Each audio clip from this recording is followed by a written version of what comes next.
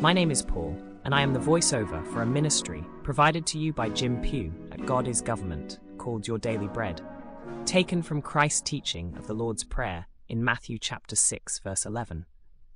This is a daily devotion ministry focused not only on uplifting Scripture, but Scripture that will grow your spiritual connection with Christ. We hope that you receive these devotions to uplift you, encourage you, but most importantly, advance your knowledge base of the Holy Scriptures.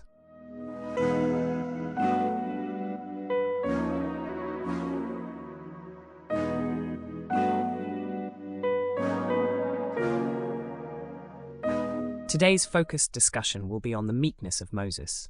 Jesus had it. Jesus who said, "I am meek and lowly at heart." Jesus of whom it was said he came riding on the colt, the foal of an ass, meek and lowly, Zechariah 9:9. He would come so meek. Jesus who seemed so quiet, who avoided the conflict so often. Jesus of whom blessed Peter said, when he was reviled, he reviled not again, and when he was persecuted, he did not retaliate or seek revenge. Jesus, that quiet and meek spirit. The same Jesus who, when God the Father was dishonored, walked into the temple, made a whip and started whipping men in the back, and started throwing tables over and knocking over chairs, and spilling money, and chasing animals, and said, "Get out of here! You have turned my Father's house into a den of thieves, and it is to be a house of prayer." The same Jesus, meek and quiet spirit in dealing with people, who when he confronted the filthy hypocrisy of the Pharisees, blistered them from one side to the other, and called them whited sepulchres, whitewashed on the outside, and inside full of dead men's bones. Listen, this is the same meek and lowly Jesus. Watch it. The key is this. Jesus never spoke a vengeful word, or a retaliating word, or a word of condemnation or judgment against anyone for something they had done to him. He spoke it only in reference to how they treated God, and he set an example. Peter says in 1 Peter 2, Christ has suffered, setting an example for us. And what is the example? That, when he was reviled, he reviled not again. When he was condemned, he did not become vengeful. Now you see him with a whip in the temple, and he's cleaning the temple because it is a defiling of the Father's house. But when his own temple was defiled, hanging on the cross, and the nails were driven through, and his body was dripping with blood and spit and sweat, and they were mocking him, all he had to say to them then was, "Father, what? Forgive them, they don't know what they do." See? That's meekness. That's power under control. It's total selflessness. Jesus never reacted to that which came against him, only that which came against the Father. In the garden, they came to capture him. In Matthew chapter 26, it would have been so easy for Jesus to have pulled off a wonder of all wonders. It says that he had the power, if he wished, to call the angels of heaven to his aid. Jesus said, "Thinkest thou that I cannot now pray to my Father, and he shall presently give me more than 12 legions of angels?" Conservatively speaking, nearly 100,000, 75,000 angels. You know how powerful that is? Well, look at the Old Testament. One angel slew 185,000 Assyrians. Listen, Jesus said, "I could, with one word to my Father, have 12 legions of angels here in a snap." But not in defense of himself, he wouldn't do it. Not in defense of himself. That's meekness.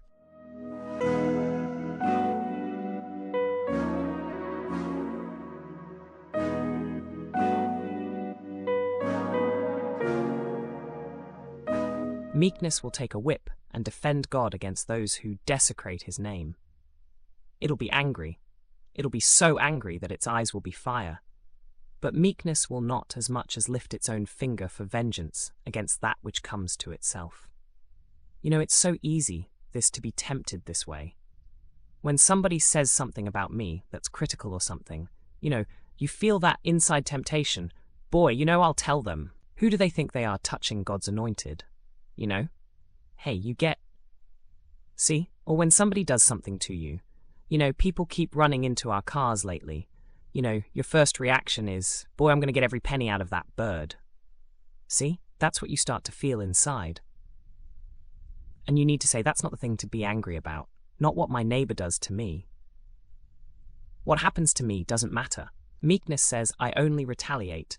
The lion only roars when God is the issue. See? Boy, that's when you're living right. You can't be offended. Meekness cannot be offended. Do you get that?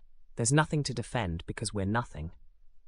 Another illustration of meekness is power under control would be David. In 1 Samuel 24, you don't need to turn to it, I'll just wrap these thoughts up. In 1 Samuel 24, David was running from Saul. Remember that? Saul was chasing David. David knew he was king. He was anointed king. He knew he was to be the king. And Saul was a rotten king, and it was only a matter of time, it was inevitable. And David and his men were hiding in a cave. Remember the story? And in 1 Samuel 24, Saul came in their cave. What an opportunity. You could pull off a coup rather easily. One shot in the old heart, and that was it. David knew he had the right to reign. David knew that Saul had chased him all over the place, tried to kill him, tried to destroy the wonderful love relationship he had with Jonathan, tried to devastate his whole life. Normally, a man would have been so vengeful to Saul, have hated what Saul did to him, make him run like an animal all over the wilderness, that he would have taken that opportunity and figure he had every right of God. He would have said, "Boy, God, you must have put him in here. I'm going to get him while I got him." And David's men said to him, "Do it, David, do it." But David wouldn't do it. David went over to Saul, took his knife, and cut a piece of his robe off just so Saul would know he was there and could have done it, but didn't do it. He had the power, he had the right, but his power was under the control of submission to God. He would never do anything in vengeance for himself, only would he defend God. And in Psalm 69:9, David said, "Zeal for your house has eaten me up. He reproaches that have fallen on you are fallen on me." He says, "God, when I get angry, it's because you are dishonored." He never defended himself.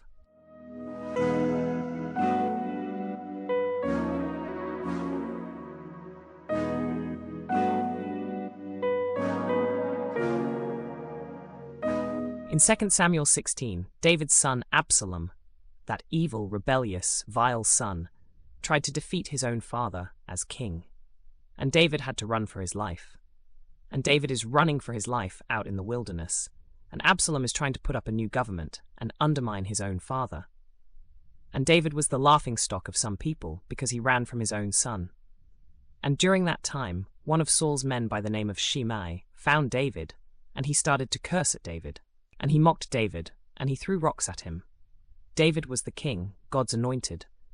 But he was so humbled by this, that this man was cursing him and mocking him and throwing pebbles at him. And Abishai, David's nephew, said to David, "David, you just tell me the word and I'll chop his head off." David said, "Let him alone." That's power under control. Never vengeful for himself, sought nothing for himself. He would act with his army to fight for God's causes. He wouldn't touch one person for his own sake. Not one. That's meekness. Now you know as well as I do that Saul would have killed this guy Shimei if he had been throwing rocks at him. The difference is this: they both had the power. One had it under control, one had it out of control. One was like a fortified city, according to Proverbs. One was like one with no walls. That's meekness. At one time, Saul was so out of control at one time, according to 1 Samuel 14, Saul was going to kill his own son on a minor issue, just to prove his power. On the other hand, when David's son rebelled against him, David said he would rather die for Absalom's sake, 2 Samuel 18:33. That's the difference. Saul wouldn't let himself be offended by anybody, even his own son. He'd kill him first. David could be offended by everybody, even his own son, and lose his own life first. That's the difference. Power under control, the spirit that makes a man bow low before God and think nothing of himself. The greatest Old Testament illustration of meekness is Moses. And I want you to see this as we wrap up our thoughts. Moses. Listen to this statement. I'm going to read it to you. Numbers 12:3. You don't need to turn to it, just listen. Numbers 12:3 says, "The man Moses was very meek, above all the men who were on the face of the earth." End quote. Isn't that great? The meekest man that ever lived. He was meek. Now, when you think of Moses, you don't think of Casper Milquetoast. You don't think of some puny little character going around, mumbling under his beard. You think of fearlessness. You think of boldness. You think of combativeness. You think of a confrontive, courageous man with conviction, of a great, dynamic, powerful leader.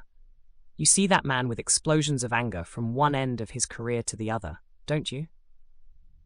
Why, his whole career came when he saw an Egyptian person abusing a Jew, and he killed him. Remember that?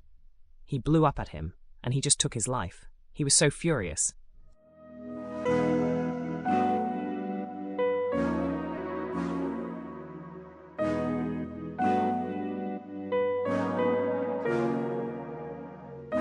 You see him in the 5th chapter of Exodus, after he's been refined by God in the wilderness, and he walks right in there into the presence of Pharaoh, the greatest monarch existing in the world. He faces Pharaoh face to face, looks him in the eye, and says, "Pharaoh, let my people go." And he wasn't afraid to face him, and he wasn't afraid to command him, and he wasn't afraid to make a demand. Godly fearlessness, godly boldness. In Exodus chapter 32, he finds Israel in idolatry, he finds them in debauchery, and in absolute fury, he smashes the law of God, and he scathes and rebukes. Fearless man, bold, combative, confrontive. We see him in the outburst of righteous anger, certainly not timid cowardice. Listen, Moses was fearless. He took the life of an Egyptian. He was fearless in confronting Pharaoh. He was fearless in confronting the people of God in their sin. He went through his life exercising authority over a couple of million people. He was a bold, strong man. Yet the Bible said he was the meekest man that ever lived. Why? Because his strength was always amassed in reaction to God's honor, never in defense of himself. Do you see? In fact, he had no confidence in himself. None at all. In the 3rd chapter of Exodus, when God came to him and called him, he said, "Who am I that I should lead these people? Who am I?" And in Exodus chapter 4, God says, "You can't, but I can." And he gave him a rod. And he had the rod of God in his hand. And he was nothing, but the rod of God was everything. And from that time on, the rod of God was always in his hand. And when he does something with the rod, things happen. Right? It was like a constant symbol of the fact that Moses was nothing, and the rod was everything. Thank you for joining us in this exploration of the meekness of Moses.